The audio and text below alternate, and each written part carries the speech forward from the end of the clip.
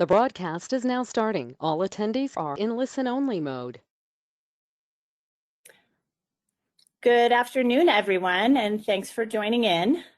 I'm Dr. Kim Newell-Green, and I'll be the moderator for today's virtual Grand Rounds.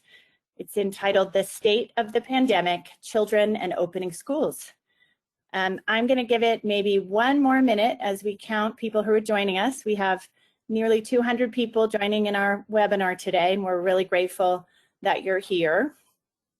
I want to welcome all the physicians, DOs, and physician assistants of California to this presentation, as well as any other healthcare providers and other listeners today.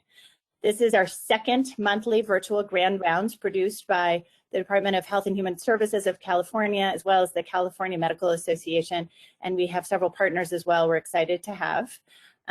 And in case you missed our first virtual Grand Rounds, that was in July, I encourage you to view it because it also contains some great speakers and still relevant information.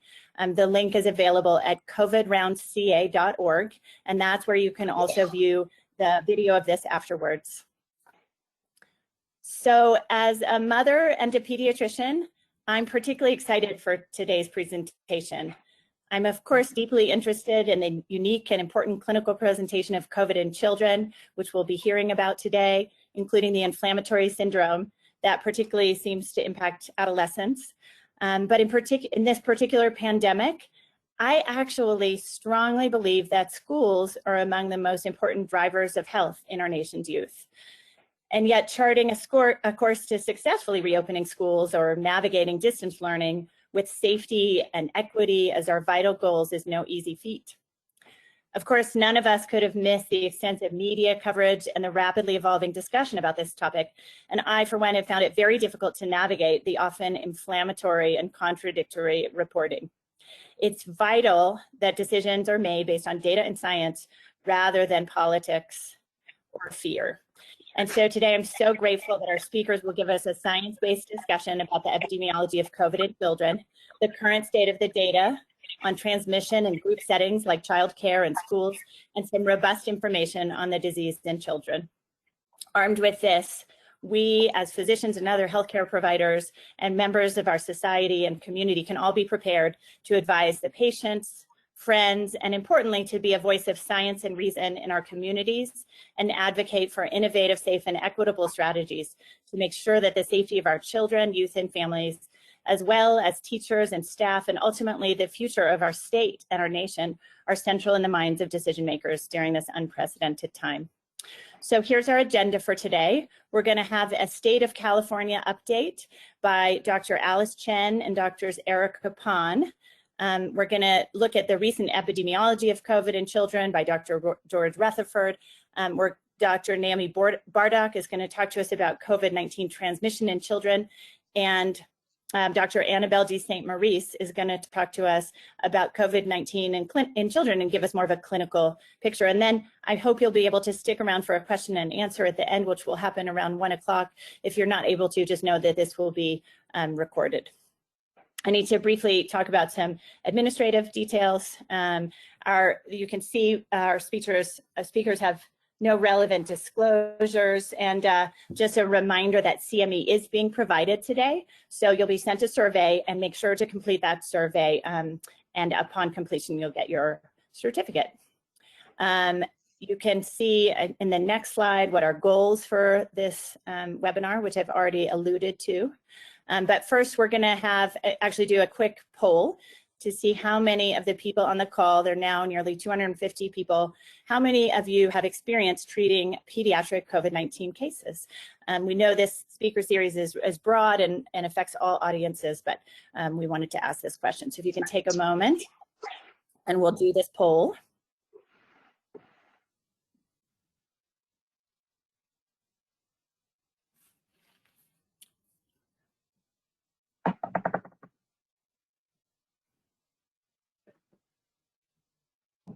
So just after the poll, I'm going to go ahead and say that we're going to begin with a brief State of the State address by Dr. Alice Chen, who's the Deputy Secretary for Policy and Planning and the Director of Clinical Affairs for California Health and Human Services Agency.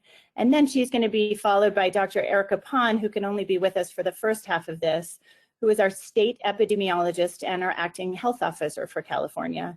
We're very grateful to have them both here, and both will have to drop off the call, so we'll have them give us a brief introduction at first. Okay, let's see. We're going to get some results from the poll. So many of us have not treated children, which is just fine because we have a lot of information that's really broad for all physicians and community members. All right. So can we move on to the next slide? Have you been asked to serve as an expert in local decisions about reopening schools? We'll do this poll. Maybe we won't do that poll. And then here's the CME objectives, and we can move on to hear from Dr. Alice Chen. Now, Dr. Chen is going to be talking to us on audio only, just so everyone's aware. That's me. And Great. there's Dr. Chen. Thank you so much. I just wanted to start by thanking CMA for their partnership and Dr. Noel Green for her leadership in shepherding this series forward. I'll give a very brief update because we have a lot of great speakers lined up. Probably do not need to remind anyone on this call, we're in month 6 of our state of emergency due to COVID. We have made a lot of progress on a lot of fronts in terms of learning about the disease, learning how to treat it, building our healthcare capacity here in California, building our ability to support different regions that are surging because, again, California is so large. We don't have one pandemic. We have several, depending on the region you live in. PPE, testing, lots of things going on. We are learning a lot. We're continuing to adapt and to improve. Sorry, I'm getting texts here. And we are always facing new challenges, whether it's new facets of the infection or challenges with some of our capacity and response. Many of you have probably seen that in recent weeks, we've had some challenges with our data. In particular, frankly, the systems that we have are robust, and yet they were never built for the volume and intensity of the work that's happening. We've had a team on it 24/7 for the last nearly week, and we'll be coming out later this week with updated numbers. With that said, we know from our hospitalization data, which we have been an early adopter of, we've been tracking this data since March, well before CDC and HHS created the current data fields that our epidemic is actually improving in terms of the number of hospitalizations and ICU patients. Again, this is for the state as a whole. It's cautious improvement. It isn't uniform, and it actually, the data that we look at locally and regionally guides our responses, including our renewed focus on the Central Valley. Many of you may have seen that we have an effort that's focused squarely on 8 Central Valley counties where we have a lot of ag workers and essential workers. We have campaigns specifically focused on Latinx and African American populations who have borne the brunt of both infections and mortality. And hopefully you'll be seeing some really engaging communications campaigns coming out in the near future. So I just did want to let folks know that we are, that the state has a concerted effort across the epidemiology, the data, the community engagement, supporting of both business sectors and vulnerable communities, as well as our healthcare partners in a very coordinated and concerted response to COVID. Obviously, we're still in the middle of it, but we are hopeful that we're turning a corner so that we can really have some new frameworks and strategies as we move into the flu season. I'll pause there and ask my colleague, Dr. Erica Pond, to give an update on the school's guidance. Great. Thank you very much, Alice, Dr. Chen. It's really a pleasure and honor to be here. And thanks, Alice, for recapping kind of a lot of our efforts. I think today I was planning to focus a little bit on our school guidance, and I think what there are the most questions on, and which will be very relevant to the later presentations, is allowing in certain situations for a waiver for reopening, even in areas with higher levels of higher case rates, for elementary schools potentially reopen. So we came out several weeks ago with general guidance around reopening of schools and a lot of criteria about how to do that when schools can reopen for in-person instruction in a safest way as possible. And there's a lot of different levels in there of everything from what are the symptom screening, having a lot of emphasis on cohorts and having stable cohorts and trying to keep those small, and physical distancing. We've required face coverings, as you all know, in California. Initially, everyone 2 years and up. I think in discussion with a lot of our educational partners have in the school guidance said that between kindergarten and second grade that is strongly recommended face coverings, and I think there's a lot of interest, as you can imagine, and many of you may be advocating for as well, but having some sort of clear way instead of masks that teachers and students at that young age who are also learning language can have a way. So some of the variations are face shields with drapes, versus I think they're really looking now into, there are other clear face masks, but right now that's a strongly recommended. And then other criteria around, there's just a lot of helpful guidance around making sure that kids are eating in their cohorts and trying to do as much outdoors, ventilation, and a lot of other steps. And then what we said was that any school that was in a county that is on our, what we call our state or county, it's a statewide list of the counties, and we're calling it a monitoring list. And so there are certain criteria we look at in that monitoring list. It's case rates, percent positivity of the tests, our hospital capacity, and those trends of people have met certain criteria have been on what we're calling this monitoring list. So we said that schools cannot reopen for any in-person instruction until they've been off that watch list for at least 14 days. So right now we have about over 90% of our population and 38 counties are on that monitoring list. We are literally readjusting that as we speak, as we're resolving some of the data issues we had over the last few days. And we're hoping by the end of this week or early next week, we'll have some adjustments on that to look at where each county is over, again, the last 2 weeks. So again, schools in counties can reopen if they've been off the monitoring list for 14 days. And then we also have a range of, if the case rate is between 100 to 200,000, 100 to 200 per 100,000, that elementary schools and school districts can apply for a waiver to the local health officer or local health department to consider allowing K through 6 grade levels to reopen, even if they're above that threshold. So that process essentially is the school superintendent, or the equivalent if it's a charter or private school, would apply to the local health department, and there's a set of sort of criteria to look at. They also need to consult with their local community organizations, their staff or unions as relevant, and they need to post their site-specific safety plan for some public accountability. That here's all the steps we're going to take if we open to in-person instruction to keep our kids and our staff safe.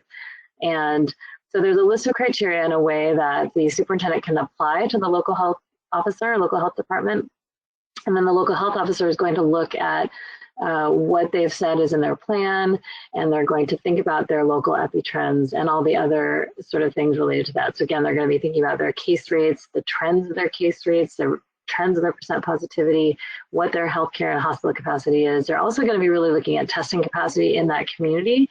There's some recommendations in there to consider as we get more testing capacity and faster turnaround times to be testing teachers periodically. And then there's thoughts about what is the local public health capacity for following up on cases and investigations. So, and on that note, we are working on a virtual training academy, again, with the great resources that George Rutherford and his team have created for the state, a virtual training academy. We're working on a model specifically for school settings. So we're hoping that that will be able to roll out very soon. So the local health officer will be needing to think about all of those criteria and then submitting a consultation to us at the state health department around what their determination is, whether they want to approve or deny that consideration for a waiver. So that is the process. It really is up to the local health officer, but we want to be able to help support them. I think, many of them are facing a lot of pressure to reopen, and I anticipate more than anything they would. There are situations where they're getting a lot of pressure where they may not feel their community is ready yet, but getting the pressure to do that. And so they can consult with us and we can, look at those same criteria that they're looking at and help support that decision.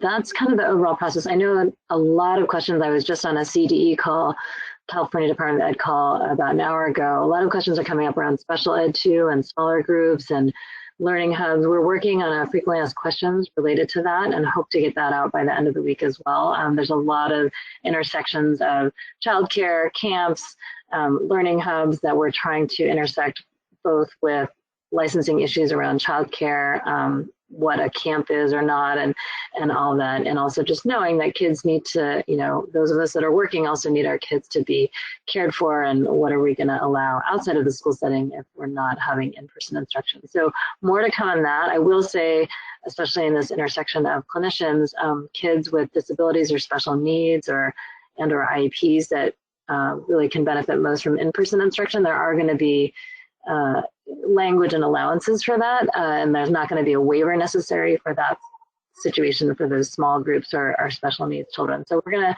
have that come out very soon as well. But that's essentially the process. So I hope that helped. I know it's definitely confusing, but I think our goal is to, again, have some statewide standards, but also allow our local health departments to have some flexibility to be able to look at what's happening on the ground with them and what their trends are and what their resources are if they reopen schools and if they do have cases. So I think I'll stop there. Oops. Great, thank you. Just because I think that we only have Dr. Pond for a few more minutes, there were some questions that we received that were relevant that maybe we can just have Dr. Pond quickly answer. It sounds like a lot of people are asking about the reasonable metric to open schools, and it sounds like the state is really doing you guys are thinking very hard about how to do that. So you sort of named a lot of numbers, and it sounds like it's becoming more nuanced over time. In other words, that's partly why you have the local public health officers think about it, because each little place has its own nuances. But do you have anything more to say about what's a reasonable metric to open schools? What's the best criteria for opening schools? If not, I think you did a great job with that. But. Yeah, sure. So again, on the monitoring list, the threshold to be on the monitoring list is either a case rate over 14 days of over 100 per 100,000 population, and or if the other kind of double criteria was if the testing positivity in the community was over 8% and the case rate was over 25 per 100,000 over 14 days. So those are the EPI criteria that are what are getting people on the monitoring list. And then there are other healthcare capacity criteria as far as the monitoring list. But we wanted to tie it more to that because I think that is something that may evolve over time as we learn again more about this disease and what these metrics mean. And then as we decided to allow for this waiver and thinking about that threshold of 100 per 100,000, we know that many of our jurisdictions are in the over 200 per 100,000 range, which definitely is an area with much higher levels of transmission. And we didn't want school districts or health officers and health departments to have to sort of waste their time if it really seemed unreasonable. So we did say we really don't recommend any elementary schools even reopening at over 200 per 100,000. So, and it's interesting, since then, Minnesota has come out with a very similar framework, and they did base theirs on 100 per 100,000 case rates, and they have like the elementaries can be open between 100 to 200. And so they ended up having similar metrics. I've seen another state is talking more about percent positivity. I think, these are very important trends to look at percent positivity, but as you all know, as we see increases or decreases in the testing and or when we reach times when we have less testing and we're prioritizing the testing to higher pretest probability, we're going to have a higher percent positivity. So I think we didn't want to tie anything just to that. I think, again, it's really important to watch those trends. There's so many more variables as you all get the nuances, although it's harder for the public, I think, to understand that who we're testing and how many people we're testing is also really important and influences that number. So it's an important trend again, but not something we want to tie something as important as school reopening to. And that's why also I think as time evolves in the state and we think about how we're monitoring the jurisdictions, we wanted to have some flexibility there too. So we wish there were a magic answer and really look forward to all the partnership we have with our modelers and academic around this to there is a really key metric about reopening, but I think as will come out in the talks later, there's a lot of nuances and subtleties, and again, we're learning more every single day about COVID in general and certainly about COVID in kids. Great, and then sort of one final question for you, Dr. Punt. As you're having conversations with our governor and other state leaders, there's a lot of people saying, well, why are we opening the bars and why are we having an open summer where everybody's recreating just in time to have increased case rates, so that it's harder to open schools? And can you talk a little bit about how you're thinking about that balance between opening other businesses and opening schools, which are vital for so many parts of for the development of our children, for our current economy, for the future economy, for their real labor force issues, especially with women needing to stay home with children if they don't have school, et cetera? Sure. I mean, again, obviously this is a huge topic, but I will definitely share that my personal perspective and certainly my priority, and I'm really honored again to have the opportunity to really influence this moving forward, is that we get our kids back in school. So I think we are, definitely in conversations about as far as reopening, how we want to relook at a framework on how we do that and what are the criteria, what's our framework. So we're absolutely looking at that very closely right now and rethinking that.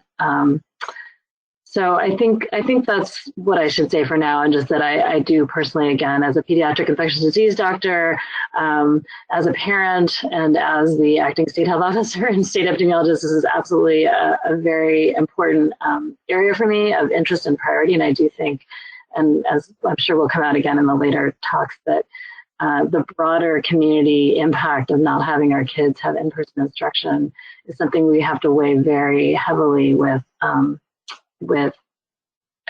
the potential for individual cases or outbreaks. And certainly to your point, how are we going to balance this with other sectors, and how do we prioritize, which are really tough decisions that we are going to make. So I appreciate that ongoing feedback as well. Thank you.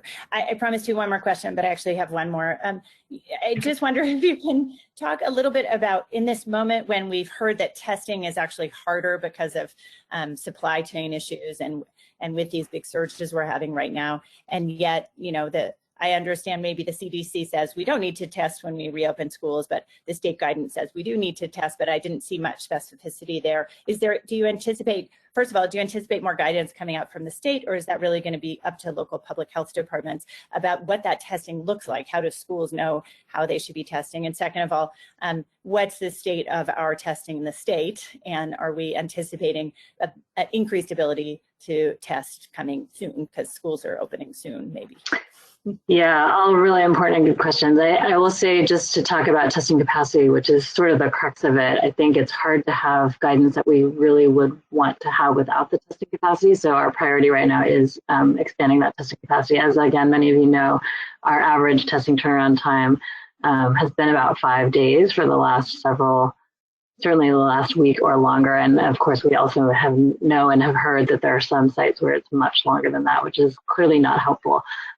We are working really actively on on increasing that testing capacity, everything from trying to better match the supplies with, there are a lot of actual labs that are ready to go but don't have the supplies, and trying to match those, and there's a lot of complex issues related to that.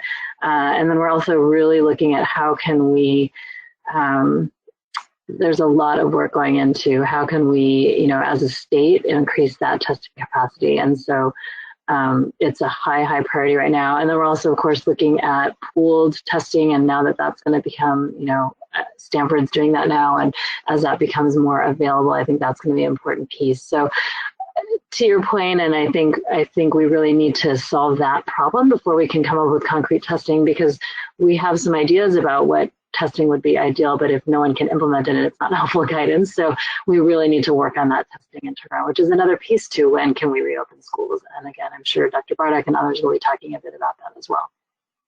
Right, thank you.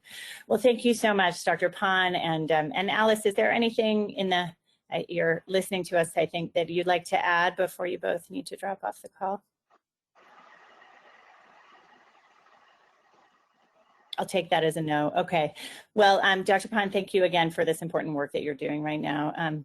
And so now we're going to move forward to hear from Dr. George Rutherford. And by the way, as we're going along, please submit any questions that you may have throughout the presentation by using the question box in the control panel. It's located on the right-hand side of your screen. We'll go over as many as we can, though we'll see how we do with time. Dr. George Rutherford is the Salvatore Pablo Lucia Professor of Epidemiology, Preventive Medicine, Pediatrics, and History. He's the head of the Division of Infectious Disease and Global Epidemiology in the Department of Epidemiology and Biostatistics at the University of California, San Francisco. So thank you, Dr. Rutherford. Thank you very much. It's a pleasure to be with you all. And as a former state epidemiologist and state health officer, I can only say good luck to Dr. Pan. May I have the next one, please? I wanted to give you kind of a panorama of what's going on in the world. These numbers obviously changed. We turned these slides in about almost a week ago now, but I can give you more recent numbers as people are interested, although the big points don't change. There are a ton of cases in the world. I think it's interesting to see how the epidemiology has changed over time, with China falling off of this list completely. Many of the European countries being far down on the list, and this largely becoming a disease of the United States, Brazil. I don't think people might appreciate how much disease there is in Mexico and Peru and Chile and Colombia, but there's also a ton of disease in India. It's the third largest country, and Russia, as well as South Africa. So there's a big spread of infection, and it's not localized just to the United States, despite what our focus is here today. And it's really remains an international pandemic. Next one, please. The COVID cases and deaths in the U.S. Cases have appeared to be plateauing, and the recent surges have been greatest among states that were first to reopen. We're now down to 4 states where the cases have increased in the last 14 days. So that's getting better. The declines are steeper now, but we continue to have a ton of cases in the South, and now increasingly in the upper Midwest. Currently today, we're averaging about 55,000 cases and 1,000 deaths per day. And what you can't see here, it's gotten cut off, is that the number of deaths has been increasing in parallel with this increasing trend, but lagged by about 3 or 4 weeks. The next one, please. And this shows you where cases are in the United States. Here, red is bad, orange is less bad, and kind of something else is less bad than that. But you can see how heavily concentrated they are in the South, in the Southeast, in the south of the U.S. Look at the lower Rio Grande Valley from Brownsville up to McAllen and some of those cities.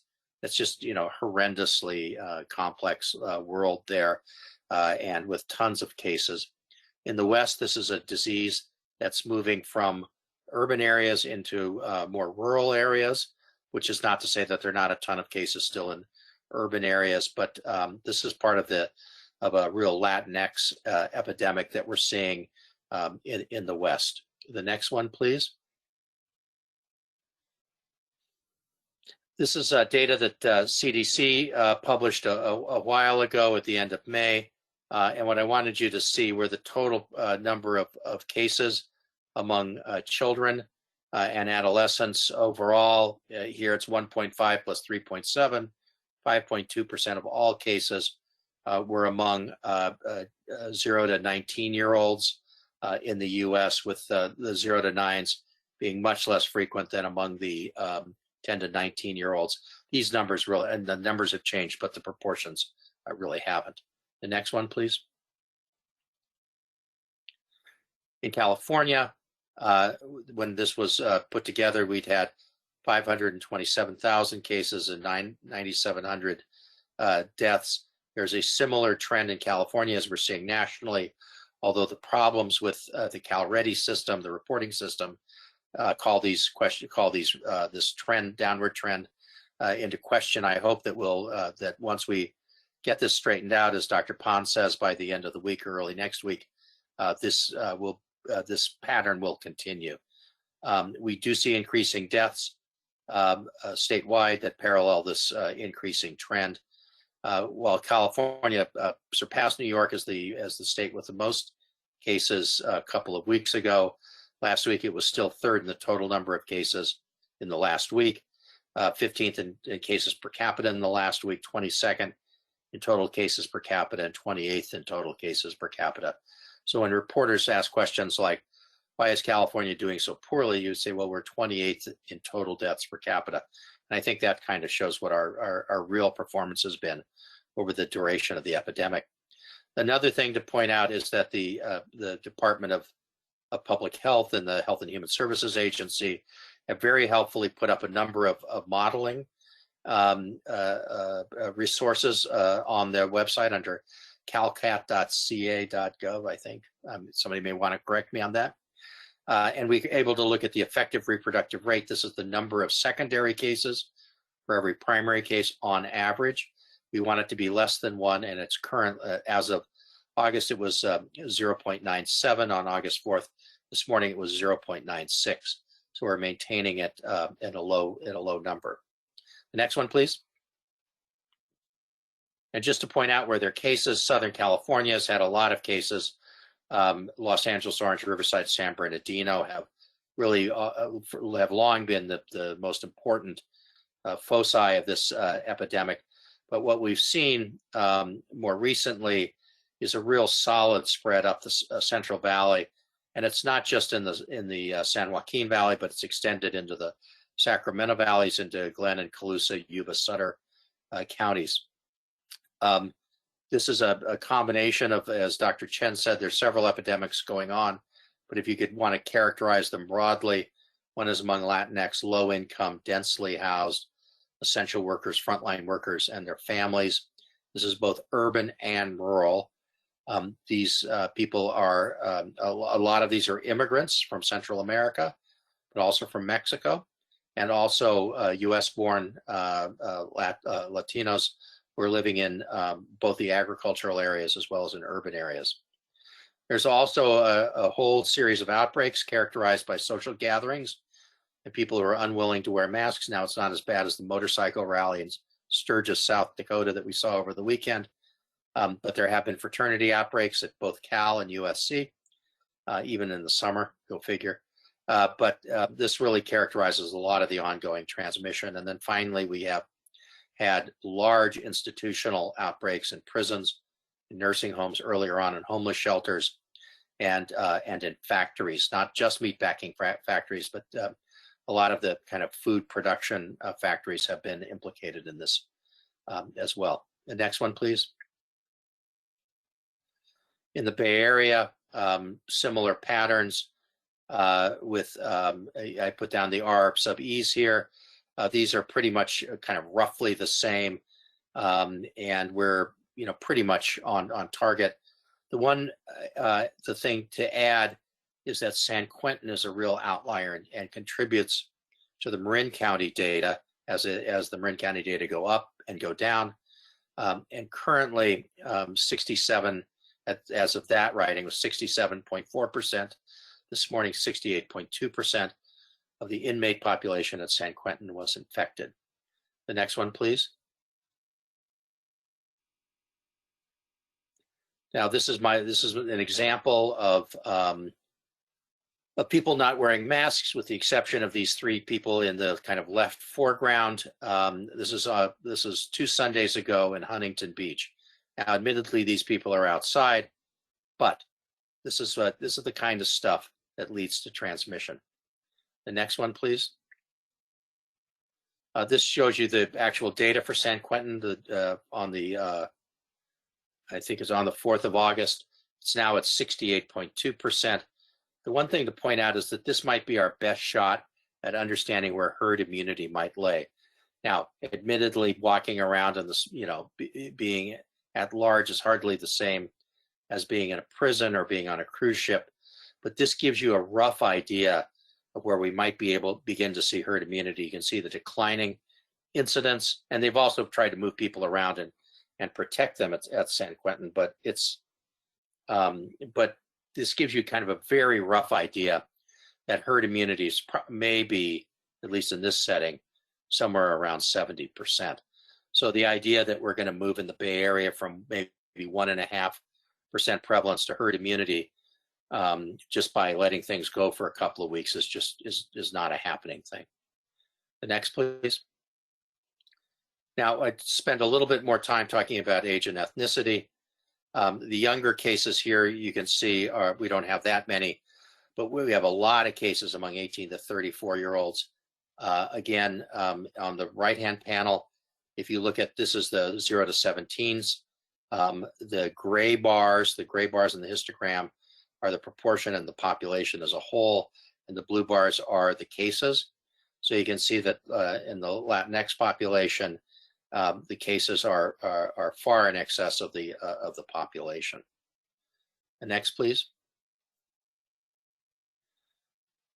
So, why are children less likely to get infected compared to adults? I hope Dr. Bartek wasn't going to talk about this as well. But there's some really interesting research done in New York. I think it was at Mount Sinai among people with asthma. And as part of that, they did nasal biopsies from people all the way from age 4 to age 60. And what they found was that the proportion of people who express the ACE2 gene, which is the protein that sits on respiratory epithelium and a few other places, to which the SARS receptor binding domain locks in and fuses with, and subsequently fuses with the cell wall. Those genes are expressed much less frequently in younger children under 10 than in older children and then in adults. And you can see on the left-hand panel the increasing proportion of these as you get up into adulthood, and relatively fewer among young children. This is one of the issues that sort of underlies all the physiology of why young children may have less infection and may be less likely to transmit, which is not to say that they're immune. And make no mistake, children are not immune from this disease. I don't care how young they are or how few of these receptors they have. They get infected and they can transmit. It's just not at the same frequency as older children and young adults. The next one, please. Just to give you a few other points, this is a look at the community-based. This is community-based transmission in Iceland, and I should add that Iceland's about the size of Marin County. Before you get too carried away with the great lessons we can learn, but Iceland, as the name implies, is a place where people stay indoors for much of the winter, which goes on forever, as far as I can tell. If you're under 10, they actually found 0 out of 848 children in a community-based sample who had evidence of current infection, which I think is quite a remarkable number and quite a robust number given the large sample size. So this is another piece that would say that children are relatively less frequently infected.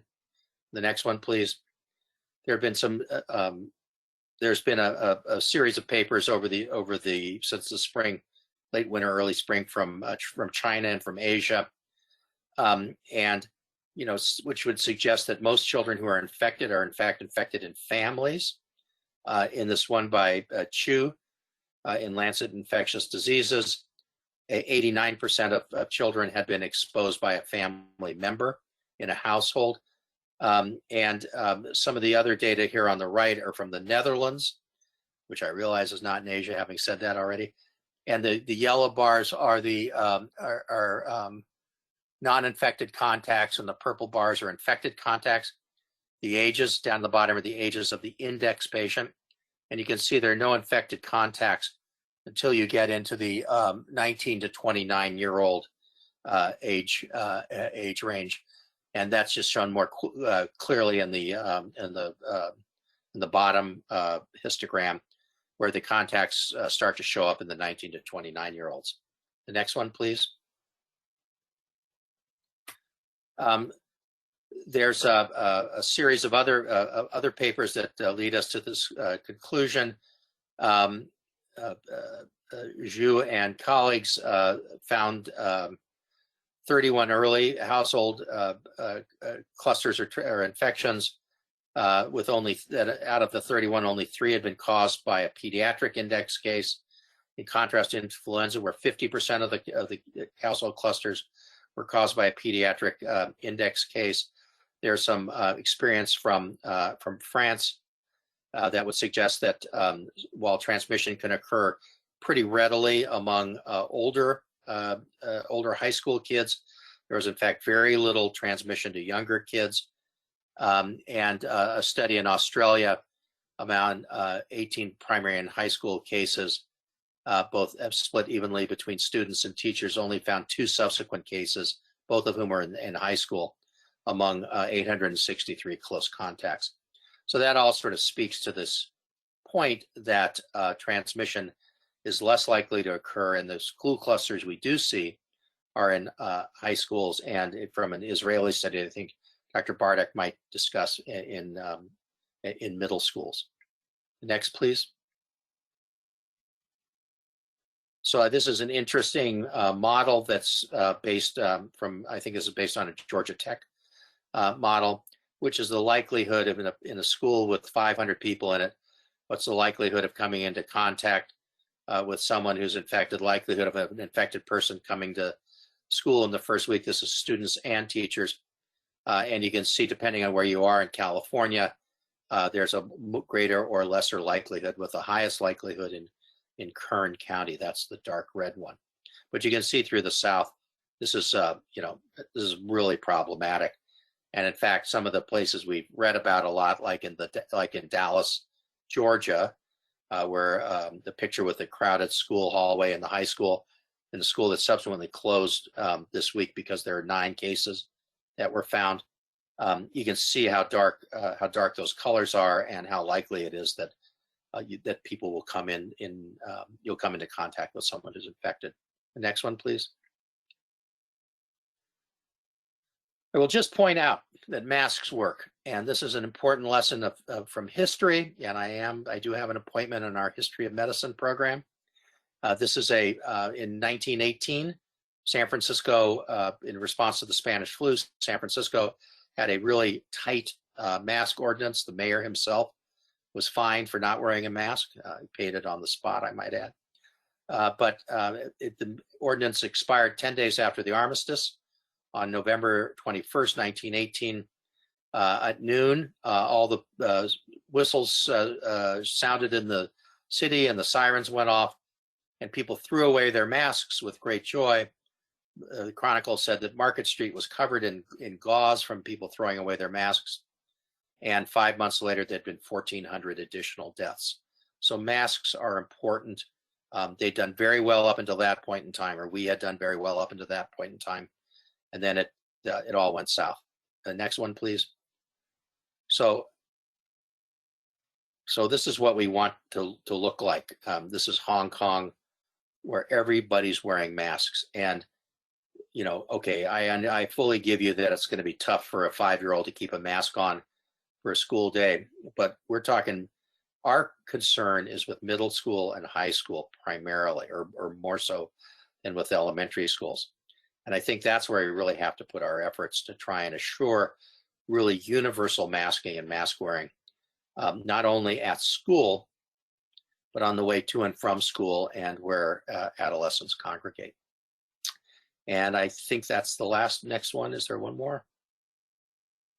So the key points is that if you look at the US, we really are in a second wave. In the United States and California, the urban and rural Latinx populations are the most heavily affected, although that can easily change.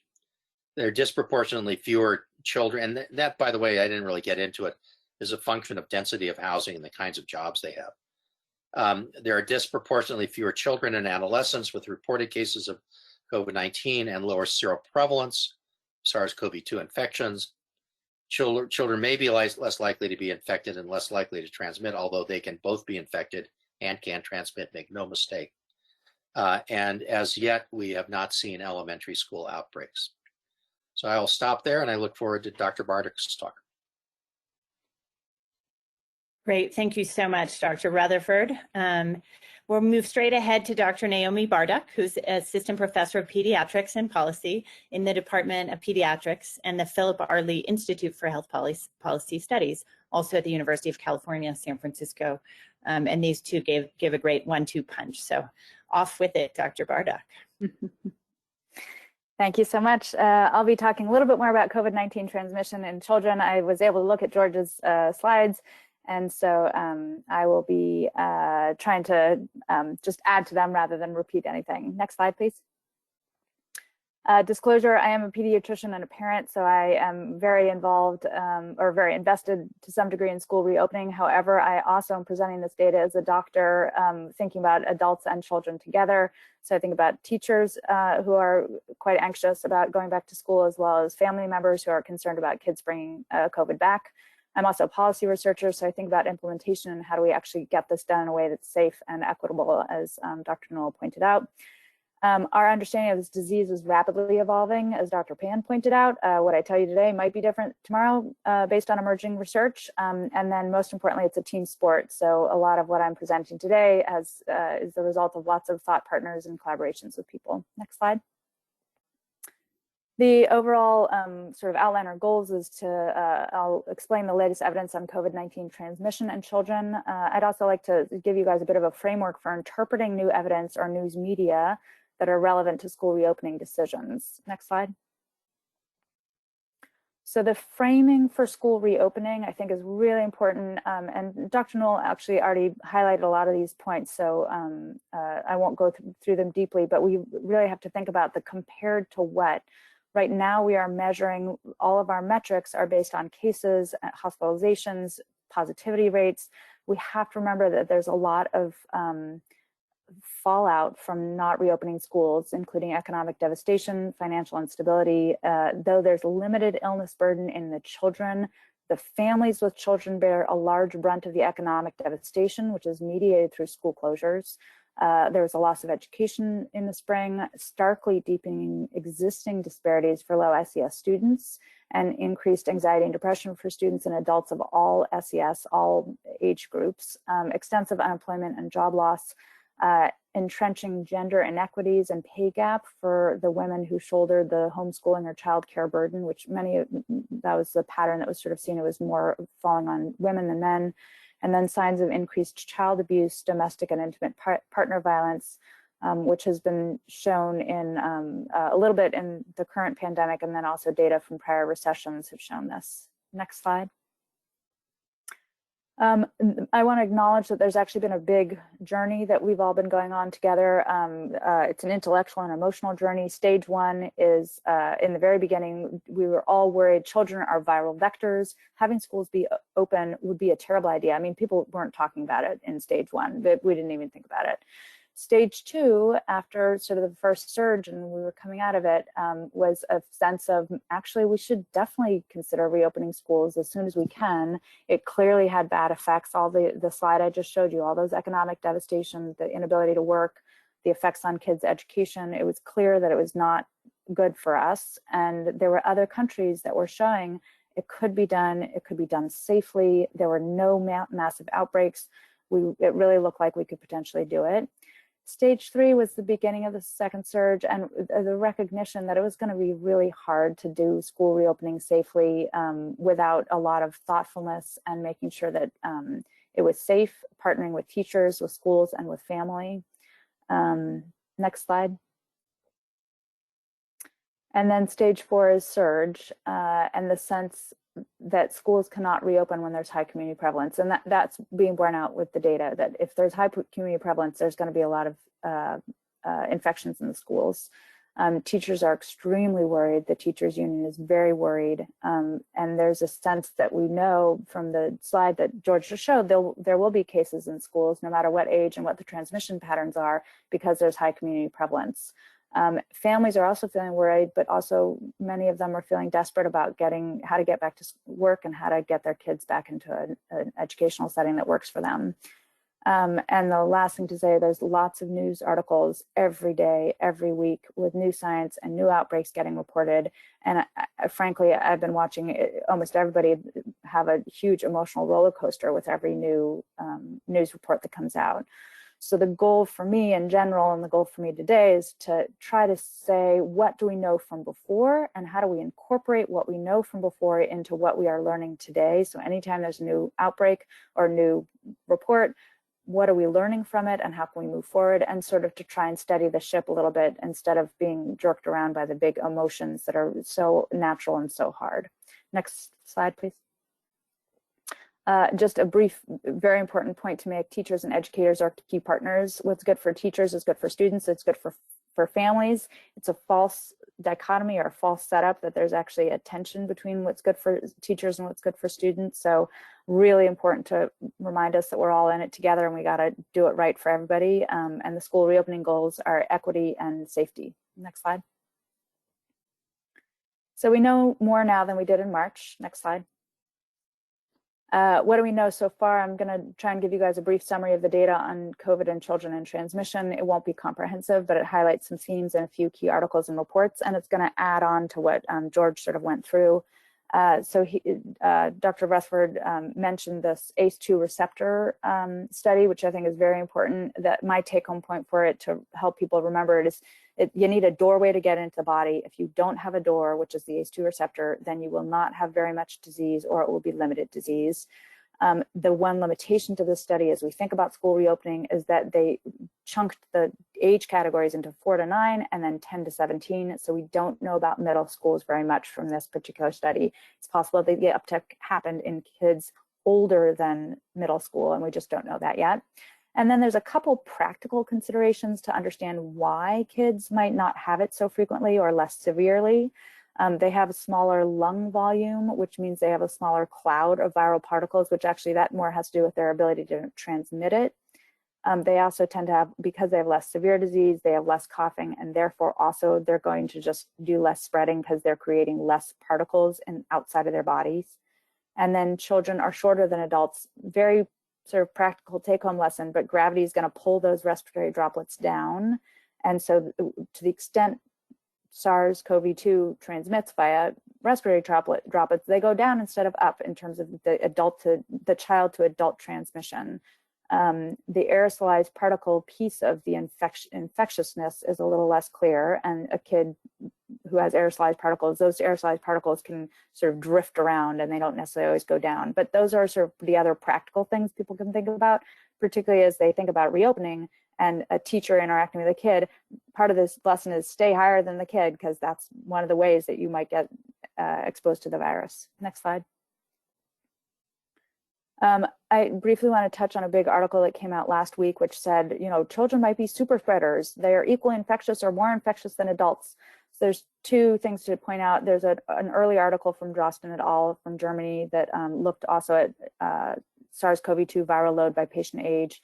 And then last week, there was a JAMA pediatric article that had similar findings, looking at age-related differences in viral load in patients with mild or moderate disease. And they found that there were higher viral loads in children less than 5 years old compared to 5 to 17-year-olds and 18 to 65-year-olds. It's important to point out that they only tested symptomatic children in a very early phase of the pandemic in March and April, so that we were not testing many kids at all. And it's likely why those symptomatic kids had higher viral loads. They were just more sick. So my take-home point from these two articles, and I'm sorry, the Drosten et al. Article has been reanalyzed. It also showed that there was higher viral load in younger kids, but it was reanalyzed subsequently at least twice, showing that there was actually no difference between kids and adults, and that actually that adults seem to have higher viral load rather than children. And so these two articles to me together show that there's kind of limited information for us to inform us about school transmission. And the only sort of actionable point that you might want to take home from even the second article is, okay, if they're symptomatic preschoolers, because this was done in symptomatic children, they might have higher loads. And so follow what are already standard guidelines of doing symptom screening and exclusion based on symptoms. Next slide, please.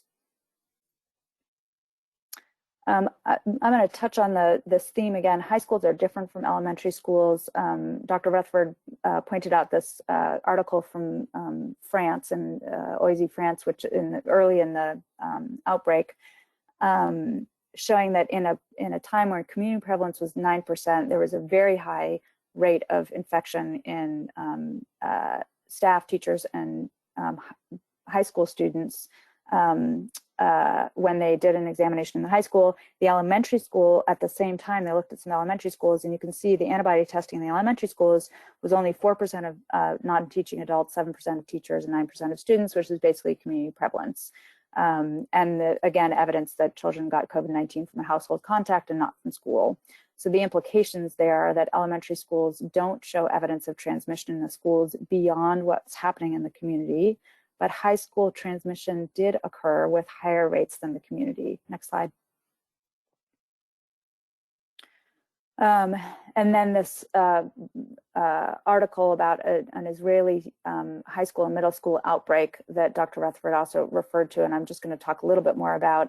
It happened in early June after a May reopening, and what happened there is their original reopening guidelines were sort of standard guidelines, but there's a heat wave, and so they stopped masking for 2 days. The index cases were present and symptomatic with like loss of smell on those days.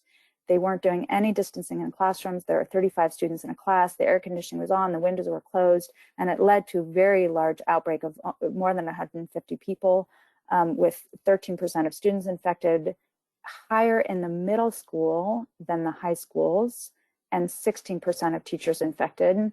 And the only thing for me, whenever I'm reading articles like this, I'm trying to figure out what's going on in middle schools. So this would make it look like the middle schoolers are much more likely to transmit. I suspect that it's possible that the index cases actually happened in the middle school, just because the numbers are so low in the high school. So that to me looks like maybe it's index cases rather than the take-home point being that, like, oh my God, this is going to spread like crazy in middle schoolers compared to high schoolers. But the most important take-home points is that the masks, physical distancing, and ventilation are all key, and symptom screening could have also potentially helped here. Next slide. And then I just wanted to contrast with the Georgia camp studies and the Georgia school study that that Dr. Rutherford presented. We did an indoor camp study this summer in San Francisco. We did the study, basically it was a pilot study to test feasibility and acceptability of anterior nares supervised student self-collection in kindergarten through 8th graders. We also observed the camps in action, watching them doing actually quite good masking, stable cohorts, physical distancing, hand hygiene, good ventilation. And we didn't find any documented cases by RT-PCR either at the beginning of camp or the end of camp in the campers, camp staff, and up to 2 household contacts.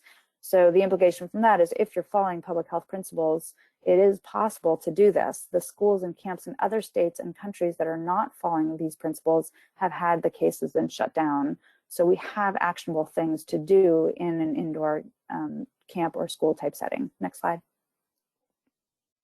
I'm going to do the same call out that Dr. Rutherford did, which is that masks are important. They are going to be key. And I'm giving you a preview into next month's talk, which is Dr. Monica Gandhi, that COVID-19 severity is likely dose dependent, e.g. wear a mask, which is actually, she's adding to what we already know about masks, which is that my mask protects you, your mask protects me, and she's giving evidence to support the idea that my mask protects me, that because you have a mask on, you have less viral load coming in towards you, and actually that decrease in viral load decreases severity of illness with more asymptomatic cases and people wearing masks, and therefore actually adding another layer of why masks are so important. I highly recommend you guys listen to her talk or go to her talk because it's really helpful information for all of the, whether you're seeing adults or kids. Next slide, please. We do need to anticipate a high need for testing as we think about reopening schools. And this goes back to Dr. Pond's point about testing capacity being key and Dr. Newell's point about this. And why are we going to have a higher need for testing? First of all, the state guidance says we should be screening all of our teachers, asymptomatic teachers, every 2 months.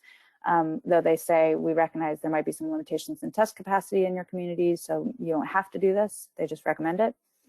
The other thing is COVID-19 symptoms are similar to many other viral syndromes. All of our coughs and our colds, COVID can look like that. So the current recommendations from San Francisco DPH, California DPH are to do symptom screening and exclude symptomatic students or teachers from schools. And the fastest way to return to school is to get a negative test. That means that it's going to lead to a lot of testing when we reopen schools, which is probably good because it will lead to more testing, which was probably helpful for containing the outbreak. But we do need to understand that we have to have the capacity to do it. Not totally clear how we're going to be able to do it, but it's a work in progress, and I think we're making important strides. Next slide, please. And so just a brief moment on what types of tests will work for schools. First of all, the general guidance, as Dr. Pond mentioned, is that we need to be focusing on frequent testing, even with lower sensitivity, in order to better control the pandemic. There's some potential options for school surveillance, including antigen testing at the school or testing site, that's point of care testing, or pooled testing using RT-PCR. And there's going to be another talk also in the lineup for this CMA Grand Rounds series that will also be talking about testing. I'll just say one other thing that's school specific related, which is that the feasibility testing we did in our indoor pilot indicated that students can collect their own specimens using the anterior nares. They basically dig around in their nose, and it's sort of like picking your nose with a Q-tip, like I like to point out as a pediatrician, and it decreases the need for PPE so that the person who's collecting it can stand 6 feet away. They don't need an N95, they don't need a gown, they don't need a face shield, and that also non-clinicians can oversee the testing. Next slide. So there's a couple of core takeaways that I think are helpful. It's always the framing of compared to what. There are multiple downsides to keeping schools closed. We're not actually measuring them very well. And so it's hard for us to stay focused on when we have metrics that are so clearly COVID infection related, but we have to remember there's other really serious ramifications that happen with school closures. It doesn't mean that absolutely open at all costs, but you just have to have knowledge that we're balancing things. The other point, opening cannot be done on the backs of the teachers and staff. What's good for teachers, good for students, is good for families. Elementary schools are lower risk than high schools. Next slide. A couple other things, community prevalence will drive cases in school. In the next phase of the dance, we should be reopening schools before our bars and our restaurants. And this is to Dr. Newell's point as well. Adult-to-adult transmission is where we need to focus in elementary schools, which means we have more control than we think. If we consider the kids as viral vectors and that we can't control their behavior, it feels like we can't reopen, but adults have more control over their behavior, so we have a better chance of being able to reopen safely. Schools do, though, need to be considered more like adult workplaces, especially high schools. Next slide. And we know more now than we did in March. So mask, physical distancing, small stable cohorts, hand hygiene, ventilation, symptom screening, and testing capacity. And finally, COVID is the enemy. In order to succeed, it will require unprecedented levels of collaboration, cooperation, communication, compassion. We can do it, but we have to do it together and not fractured. Thank you. Thank you so much, Dr. Bardak. It's really, really important work, and it's been so helpful to me to see your work and to have you view all of this data that's coming out in the media in such important ways. I mean, in such confusing ways through the lens of science.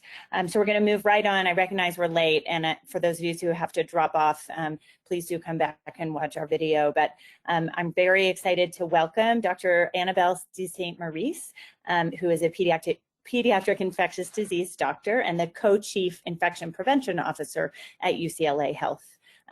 So with that, go ahead, Dr. de St. Maurice. Thank you so much. I am going to go over a little bit of clinical information regarding COVID-19 in children, including diagnosis, testing, symptoms, talk briefly about isolation of patients with COVID-19, and then finally talk a little bit about the MISC that we've heard so much about. Next slide, please. So as you all are aware, the symptoms of COVID-19 can be very nonspecific, including fever, cough, fatigue, shortness of breath, diarrhea, sputum production, decreased appetite, myalgias, loss of smell, and loss of taste, which actually might be one way to differentiate COVID-19 from other viral respiratory infections, including influenza. So that may be something you want to consider in the fall when you're differentiating patients. I also want to comment that 35% of patients may be asymptomatic or pre-symptomatic. And one thing that I've seen clinically is that some patients who are just being screened and are quote unquote asymptomatic and test positive, when you talk to them a little bit more and talk to them about what happened maybe 3 or 4 weeks earlier, they might recall that they had some upper respiratory symptoms or other symptoms that were consistent with COVID-19. So one thing to consider is that as we're screening more asymptomatic people, we may be identifying people who were not tested previously but continue to test positive. And I'll get into a little bit more of that. Next slide, please. I want to comment that children with COVID-19 really do have milder symptoms than adults. They have less fever, cough, shortness of breath, sore throat, headache, and GI symptoms, including nausea, vomiting, abdominal pain, and diarrhea. Next slide, please. This is data from the COVID-19 net, which is a consortium of surveillance. It's population-based surveillance in 14 states in the United States from March to July 25th, 2020. They estimate an 8 per 100,000 hospitalization rate among pediatric patients.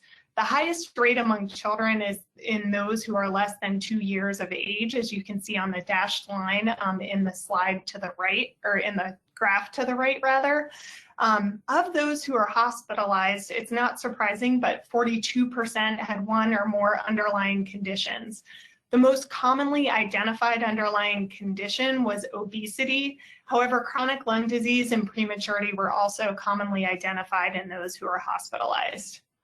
70% of those hospitalized had an abnormal chest x-ray.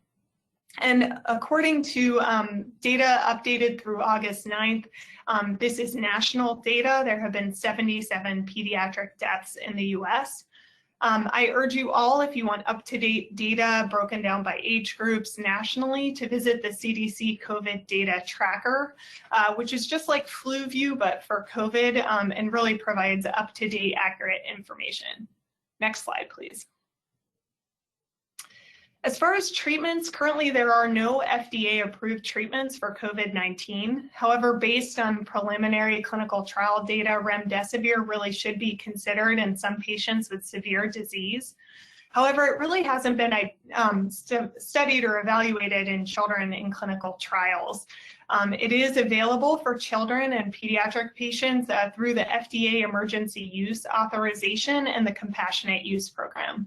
My institution, we have used remdesivir on children.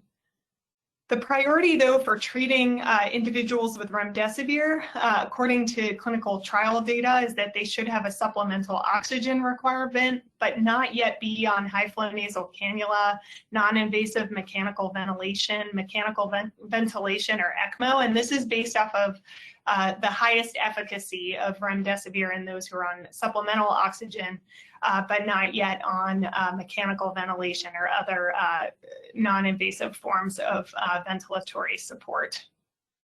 The FDA recommends against chloroquine, hydroxychloroquine, and azithromycin or lopinavir, ritonavir for treatment of COVID-19. There are studies looking at immune-based therapy. I think many of you have probably heard about studies for dexamethasone, and this has been studied in mechanically ventilated patients or those who require supplemental oxygen and has been found to have some success. Also, convalescent plasma and other immune modulators have been studied. I urge you all, if you have a COVID-19 patient, to visit the NIH COVID-19 guidelines for the most up-to-date information. Next slide, please. As far as diagnosis, there are three main ways to diagnose COVID-19, RT-PCR, which is the most sensitive and most specific. You can do either a nasal or oropharyngeal swab. Nasal or nasopharyngeal swabs are really preferred compared to oropharyngeal or saliva tests. There's also antigen tests, which detect viral proteins. These are typically rapid diagnostics. They do have both reduced sensitivity and specificity. These can also be done on nasal or oropharyngeal swabs, but again, nasal swabs are preferred. Serology is performed using a blood draw. It looks at antibodies for COVID-19. It should not be used to diagnose acute disease. And I'll talk briefly through the graph on the right. On the blue line is RT-PCR positivity. You can see that that peaks right around symptom onset on the dashed line. And then RT-PCR may be positive up to 6 weeks later. But virus isolation or infectivity of virus is really most positive within the first week following symptom onset. And if you look at the antibodies in the purple and green dashed lines, you can see that those are typically detectable when somebody is no longer infectious, and typically are detectable after symptom onset, about 2 to 3 weeks rather. So really shouldn't be used for acute diagnosis. Next slide, please. So as far as infectivity of COVID-19 patients, I'll just go over this briefly. There's a lot of data out there, but what I want to make you all aware of is that peak of transmission occurs with the onset of infections and symptoms, and that individuals are most infectious at symptom onset or 48 hours before symptom onset. I'm not going to go into these studies below, but the key takeaway is that patients may test RT-PCR positive for a long time after they have symptoms, but virus may not be isolated by culture, and therefore, although they may test positive by PCR or antigen testing, it doesn't necessarily mean they're infectious. Next slide, please. So for this reason, public health just recently changed their recommendations for discontinuing isolation, and this is really important for you and those of you in general practice as you're providing recommendations for individuals who are returning to work or to school or to other settings. The test-based method is no longer preferred. However, the symptom-based method of discontinuing isolation is really the preferred method. And this is based on the number of days since illness onset and the timing of recovery of symptoms, and also based on whether or not someone is immunocompromised or whether or not they have severe illness. And I urge you all to review this information on CDC's website. Next slide, please. This is also data on reinfection after COVID-19. In the interest of time, I'm not going to go through this in much detail, but I will state that there's no evidence of reinfection within the first 3 months after somebody has symptoms and improves. For this reason, CDC does not recommend retesting individuals for 3 months after they have recovered. And this is also really important because it goes back to what I said, that individuals may test PCR positive, 60, 70 days after they recovered from COVID, and some employers or schools or even healthcare systems that are relying on somebody testing negative may have a kind of challenges because these individuals will test positive for so long and really no longer be infectious. Next slide, please. Next, I wanted to talk about the multi-system inflammatory syndrome in children. This is characterized by fever and inflammation. There's an increased incidence among Black and Hispanic children.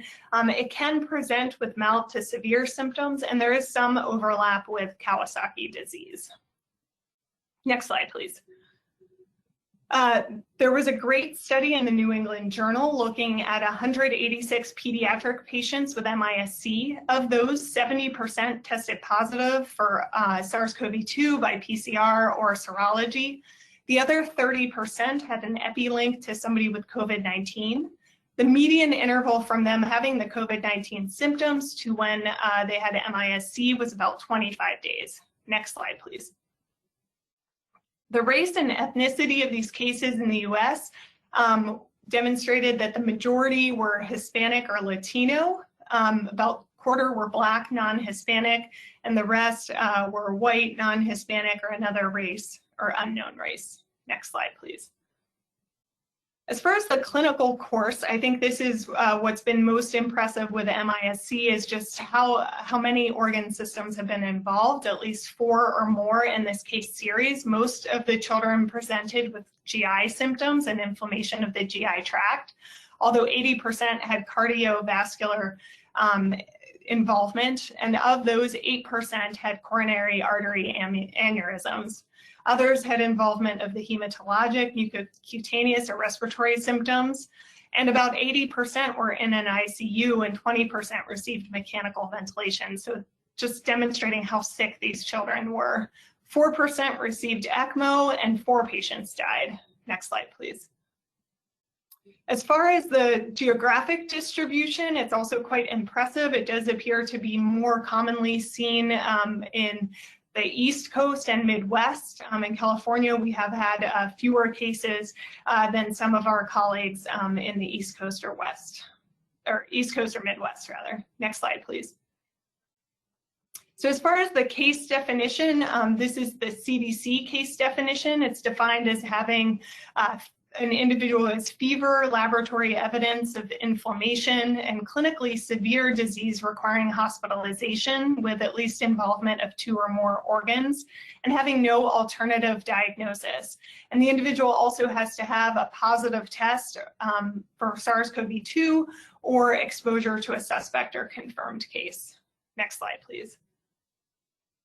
Some differences between Kawasaki disease and MIS-C is really the degree of cardiovascular involvement. MIS-C cases tend to require more vasopressor or vasoactive support compared to Kawasaki disease. Fewer MIS-C cases actually have coronary artery involvement compared to Kawasaki disease cases. And MIS-C cases tend to have a broader age range, more prominent GI and neurologic symptoms, and lower platelet counts. Next slide. As far as the treatment, it really is supportive care, including vasoactive support. IVIG has also been frequently given. Aspirin may be given for children with coronary artery aneurysms and thrombocytosis. Glucocorticoids have also been used, and IL-6 inhibitors and anakinra have also been used.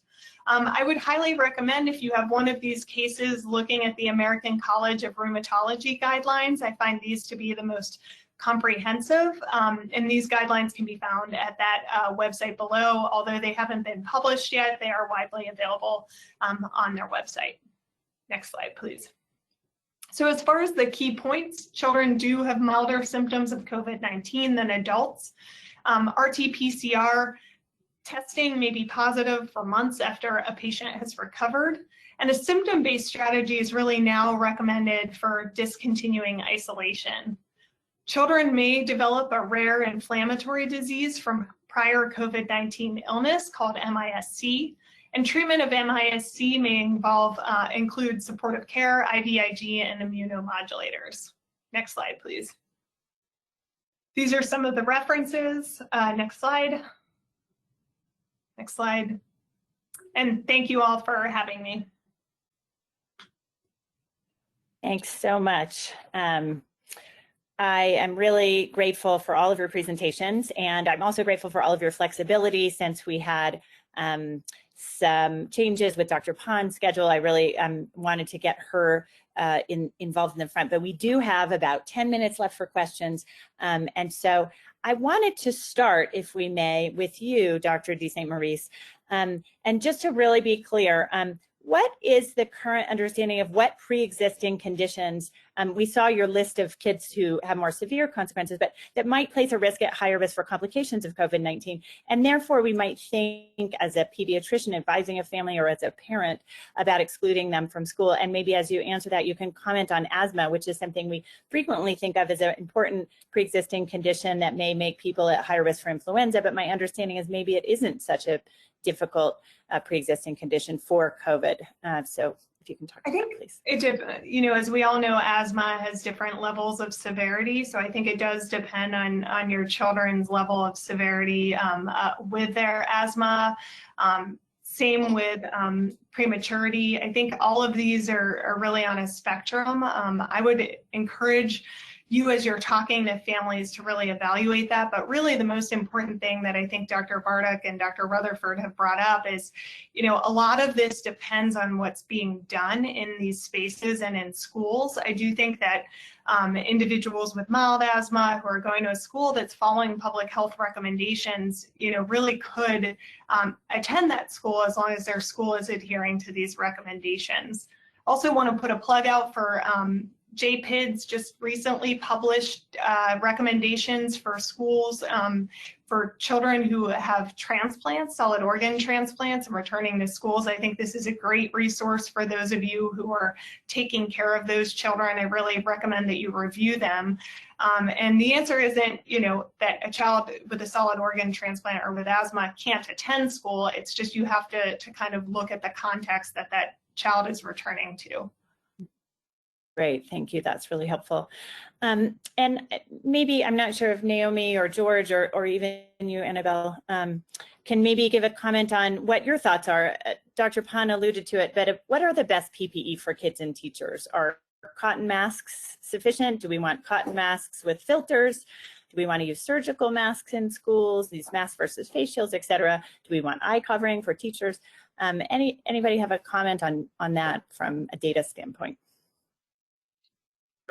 Speaking of data-free zones, I think it's you know, I think that cloth masks or surgical masks are fine as long as they fit. You know, you can get into things that are too big for little kids, right? There is an article I have not yet read from Duke that came out this morning about how gaiters don't work, and after, you know, I think we need to, you know, it's the usual headline grabbing thing that comes in the middle of the day, and you spend the rest of the afternoon trying to explain it. So I think that's, you know, I think it's probably overkill. Now, what should teachers wear face shields? Kind of depends, right? It sort of depends on, you know, the type of student they're teaching. So if they're in special ed, for instance, maybe they want to, or maybe they don't want to. It kind of, I think it will depend on the circumstance. I don't think it makes any particular. Well, I could, you know, I would consider making them available for teachers, and you know, I mean, at least in my school district, well, I'm not in school anymore, obviously.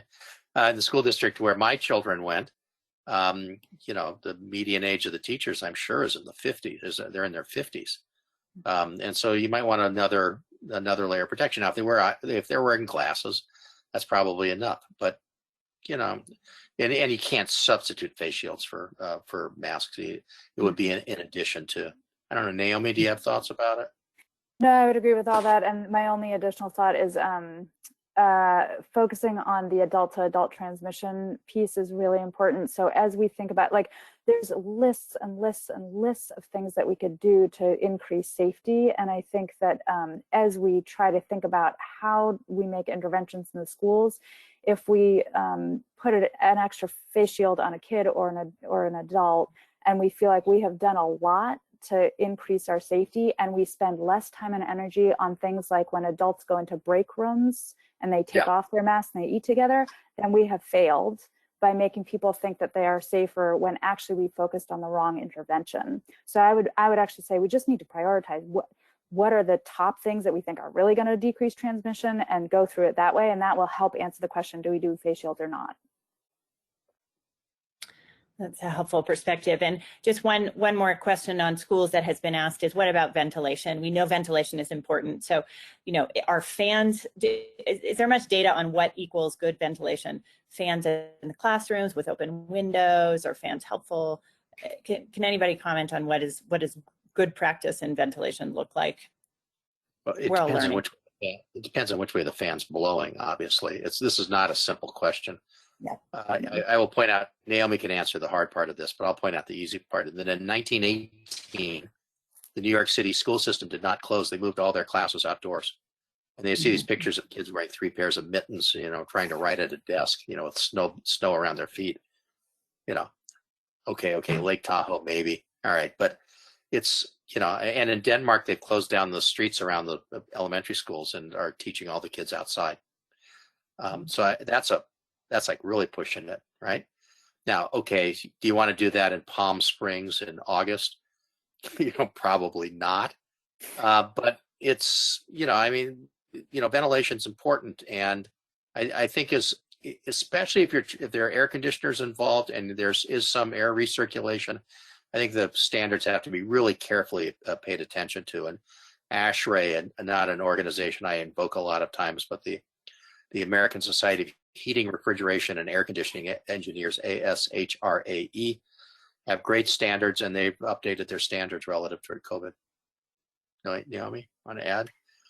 I'll just add that the study that comes to mind is really sort of the only study that I've seen, and maybe I just don't know everything about it, but the study that illustrates that in a restaurant in China, there's a fan that was blowing in one direction that clearly was carrying aerosolized particles across the restaurant. And so if we just say, oh, you're cool, you have a fan, no, that's actually really not, it won't help us. And we do have pretty good data now from the Israel outbreak and from there's a Georgia camp outbreak that happened that I think actually they clearly said we weren't ventilating, we weren't opening windows in the camp cabins, and there was a huge outbreak there.